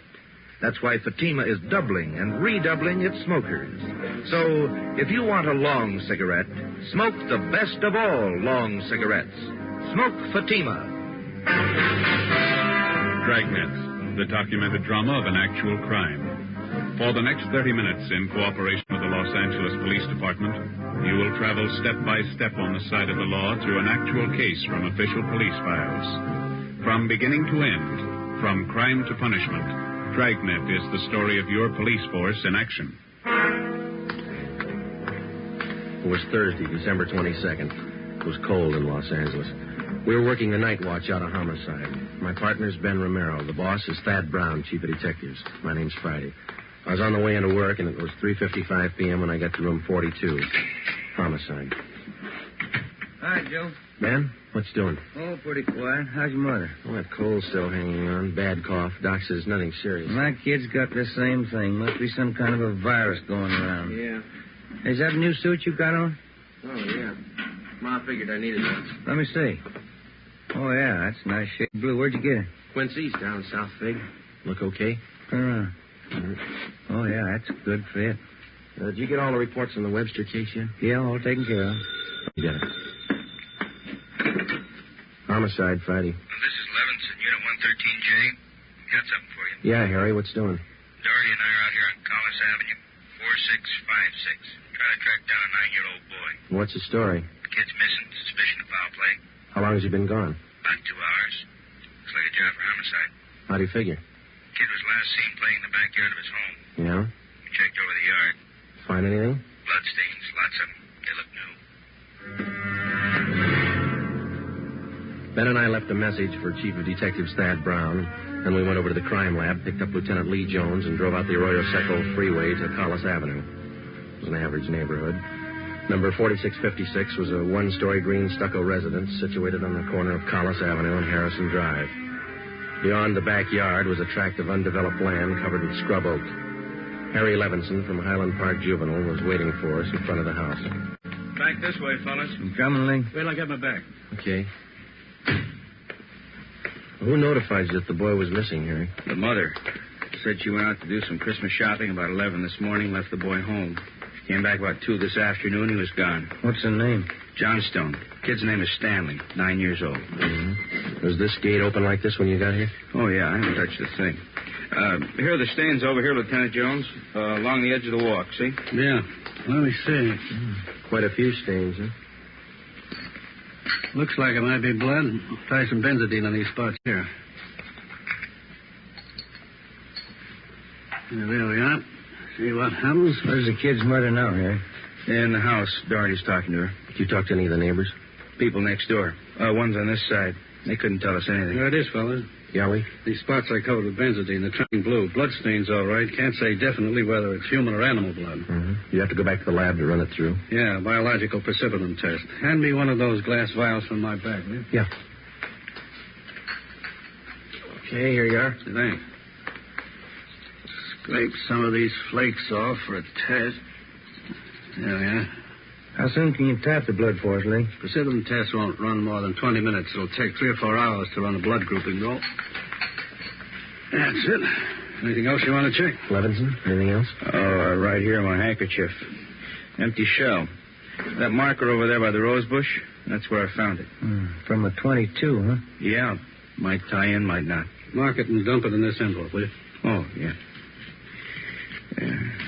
Shell. There you go. Did you get out a missing broadcast on the boy, Harry? Doherty did about half hour ago. Oh, here's a description here. Mm-hmm. Thank you. Mother know about the bloodstain? No, we didn't tell her. She's worried enough already. And she has no idea what might have happened to her boy. No more than we do. She checked all her friends, relatives. We're covering the neighborhood. No trace so far. Not much to go on. Bloodstains, empty cartridge. Could mean 100 things. Any ideas, Friday? Yeah, just one, and I don't like it.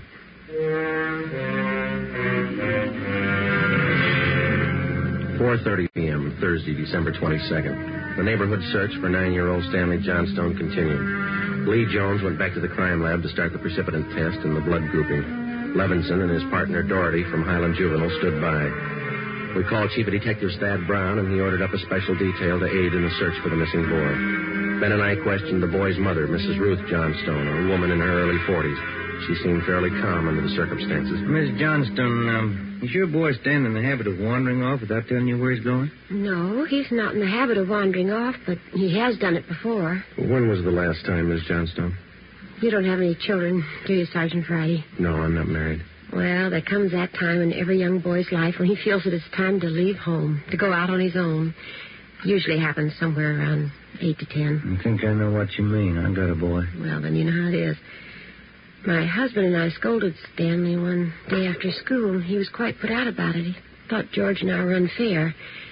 Packed a few of his things and left. How long was he gone? Oh, no time at all. About 2 hours. I was worried about him, but my husband said to leave him alone. Said every boy had to go through that stage. When do you think he's run away from home again this time?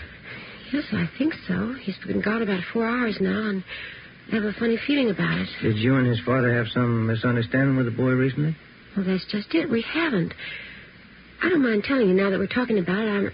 I am getting worried. Any place around that he might like to visit? Hobby shop, playground, where he might be? Yeah, there's Jensen's model shop and little Shanna Burroughs, but I've already called them, and he hasn't been seen all day. I called all his friends. They have no idea where he is either. We'd like a list of all his friends and the places that he was known to frequent. Oh, yeah? All right, I'll give them to you. Where do you suppose he is? Where's your husband now, Miss Johnstone? Oh, he's at work. George works for the city. He's a fireman. What house is he stationed at? Engine Company 12. He's working the 8th platoon. He'll be home tomorrow morning. I haven't told him that Stanley's gone. Was there any chance that the boy might be down at the firehouse with his father? No. No, he seldom goes down there anymore. No, I don't think he's there. I'm awfully worried. May I call my husband? Certainly. Go right ahead.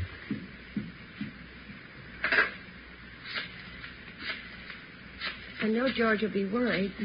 Stanley's been gone too long. Hello? May I speak with George Johnstone? This is Mrs. Johnstone. Thank you.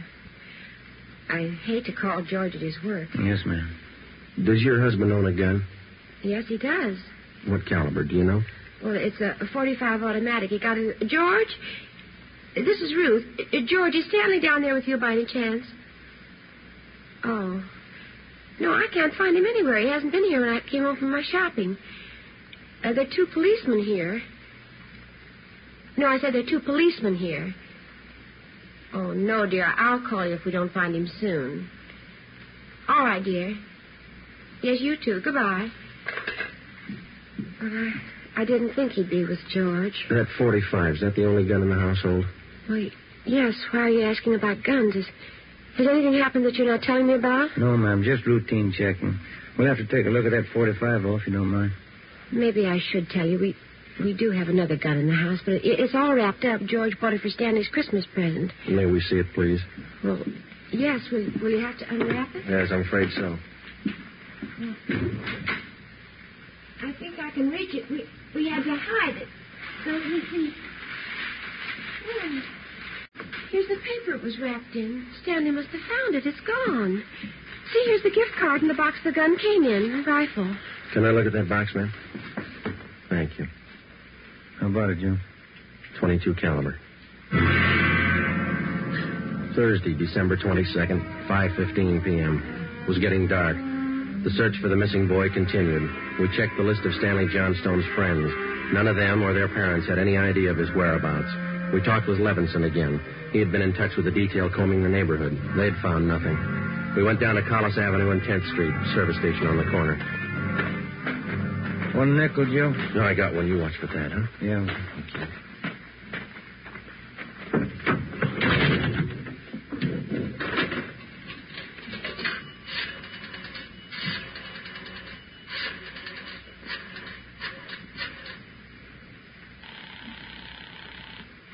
City Hall.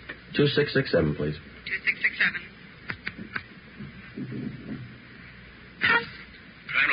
Hi, Lee. Joe Friday. Yeah, Joe. Any sign of the Johnson kid?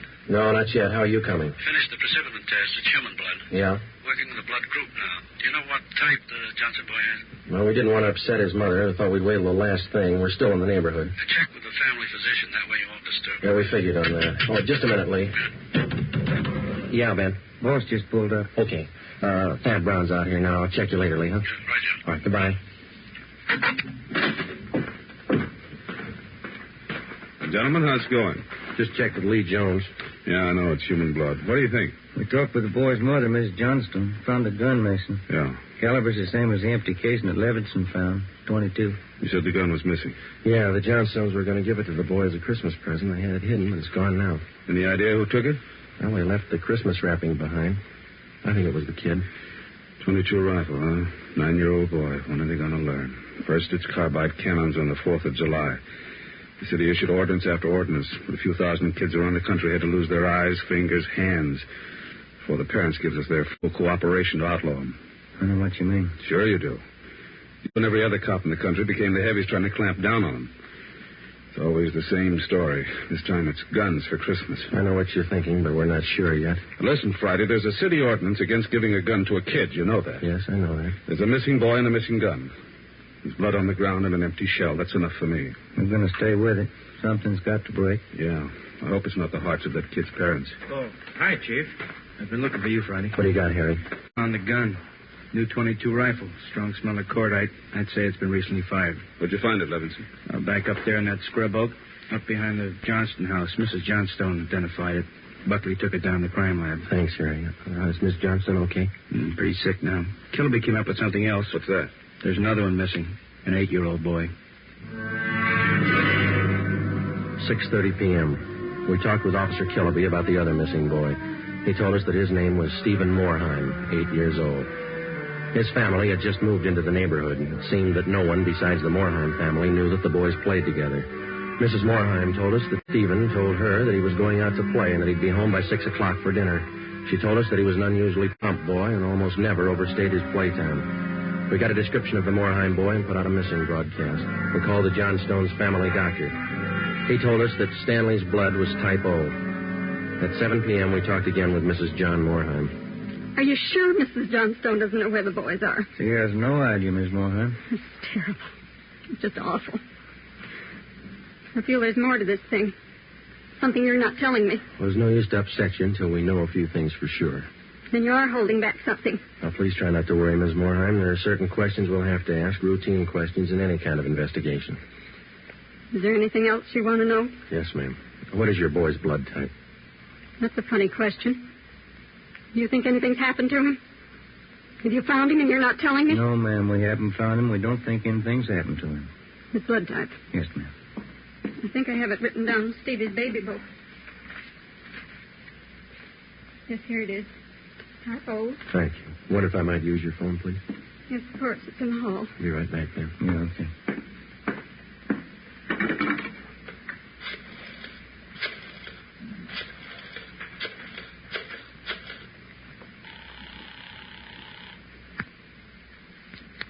City Hall. 2667, please. 2667.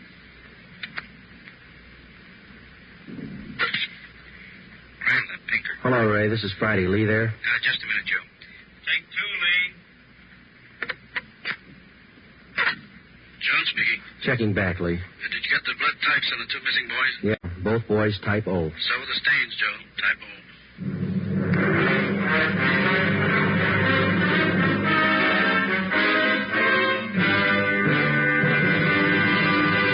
You are listening to Dragnet for the solution to an actual case from official police files.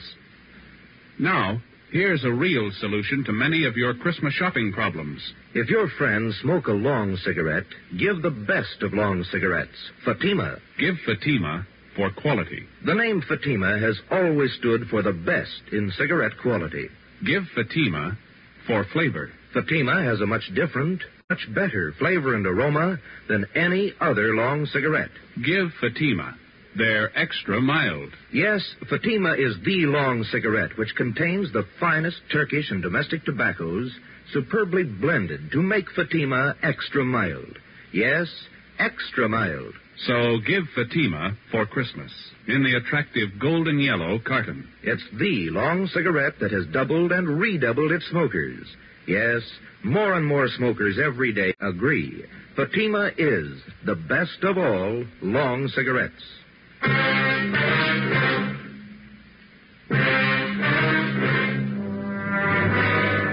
8 p.m., Thursday, December 22nd. Still no sign of either of the missing boys. Chief of Detectives Thad Brown went back to headquarters to direct the search from there. He dispatched another detail of 50 men to aid in the hunt for the missing youngsters.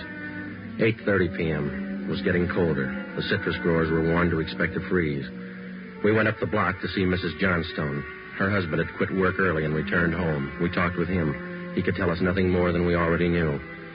We still had not informed either of the families about the bloodstains and the empty cartridge casing which had been discovered in the backyard of the Johnstone home. It was more than possible that they had a right to know about our findings, but Ben and I felt that there was no cause to add to the distress of the two families at this time. If the two missing boys were found alive and well, then the bloodstains in the cartridge case would be of no concern to the relieved parents.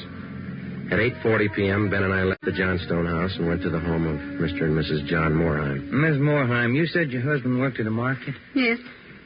He telephoned about 15 minutes ago and said he was closing up right away. He'll be here any minute. And I wish Stevie would call or come home. It's so cold out tonight. All he had on was a thin cotton jacket. Please try not to worry. We're doing everything we can. It's going to be all right. Stevie's father's such a sensitive man. He and the boy are so close. I know he's terribly upset. No, you're sure there's no place you might have forgotten? Someplace where the boy might be? No place. No. If anything happened to the boy, it'll just kill Joe. No. You sit still. I'll get it, Miss Moorheim. Joe? Hi, Harry. The Johnstone kid. He's been found.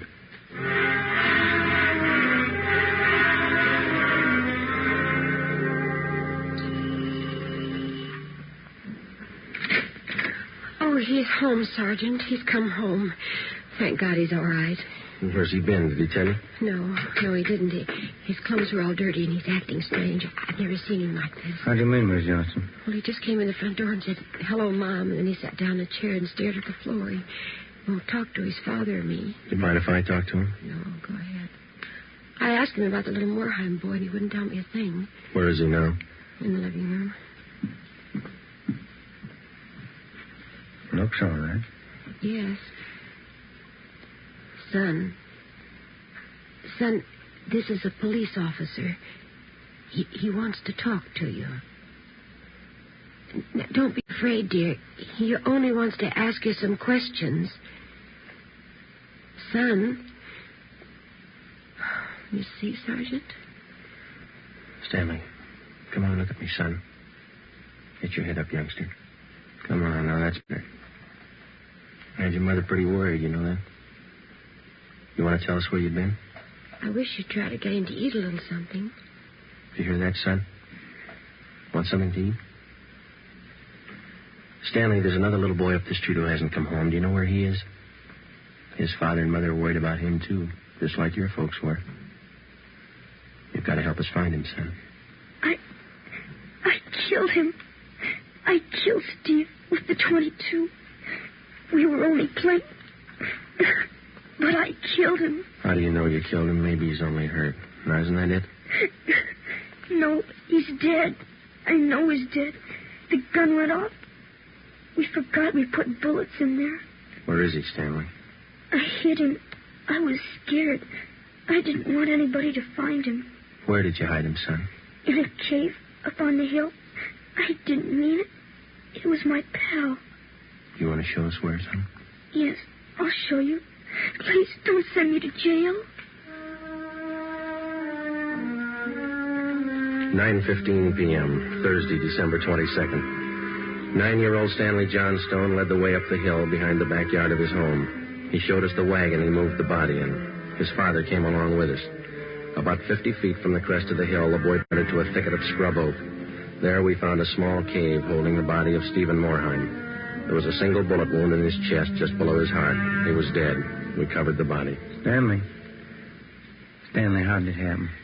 I knew my folks were going to give me the gun for Christmas. I knew where it was, and I got it. There was a box of bullets with it. Were you pointing the gun at Stephen? No, sir. No, sir, I wasn't. It was Steve's turn to play with it. I was chasing him. He tripped over the stump there in our backyard and fell. The gun hit him in the stomach, and it went off. Why do you think you killed him if you're telling us the truth? I'm telling the truth, honest. That's the truth. All right, I believe you, son, but why do you think you killed him? It was my gun. Steve would still be alive if I didn't go and get it. I should have waited till Christmas. It's all my fault. Where have you been all this time? In the cave with Steve. What were you doing in there, son? I was praying.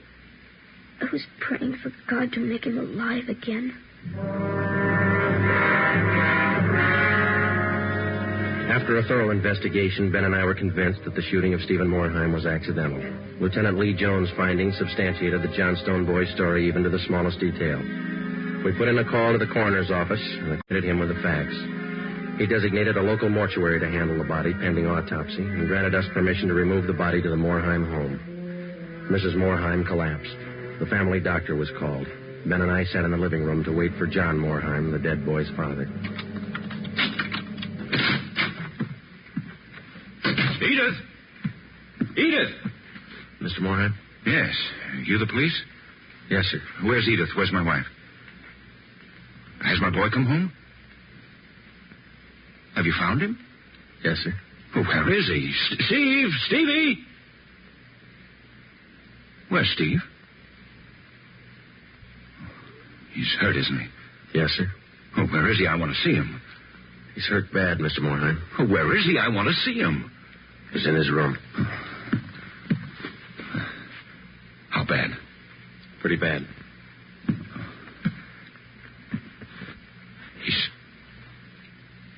He's dead. All right, if I go in. If you want to. Will you go with me? Sure. Don't make it any harder on yourself, Mr. Morheim. I want to see my boy.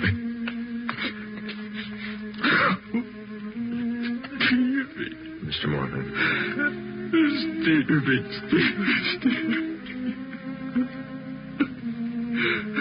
Listen to me, son.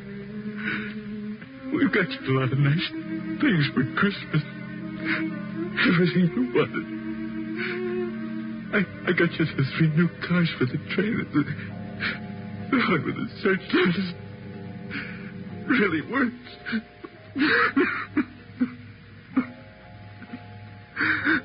Son, you got that new switch you wanted to, and a lot more try.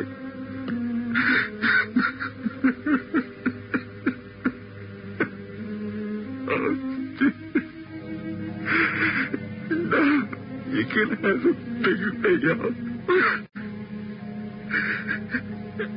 You know that new baseball that you saw? Well, I got it for you.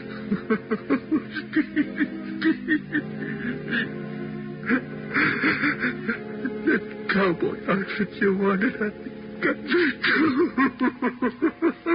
Mr. Morheim. Come on, Joe.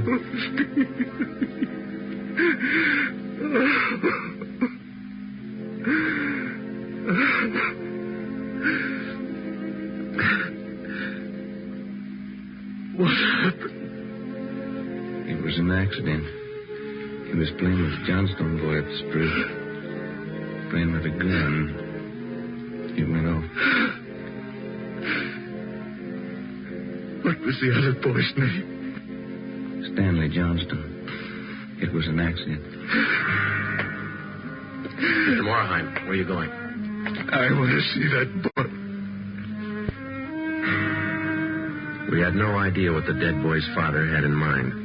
We didn't feel that we should try to restrain him. We went along with him up the street to the Johnstone home.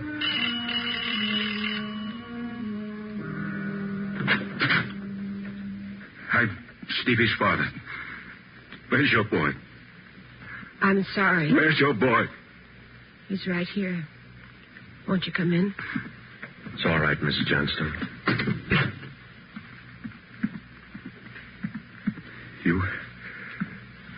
You the boy that was with Stevie? Yes, sir. What's your name? Stanley. Stanley. I know it wasn't your fault, Stanley. I wonder if you'd do something for me. Yes, sir. I've got a lot of nice presents for Stevie. I know he'd want you to have them. I want to give them to you. Christmas Eve. Mom? I think that would be a fine idea, son.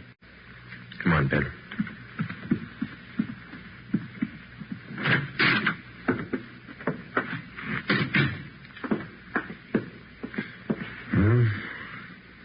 What does it all prove, Joe? You don't give a kid a gun for Christmas.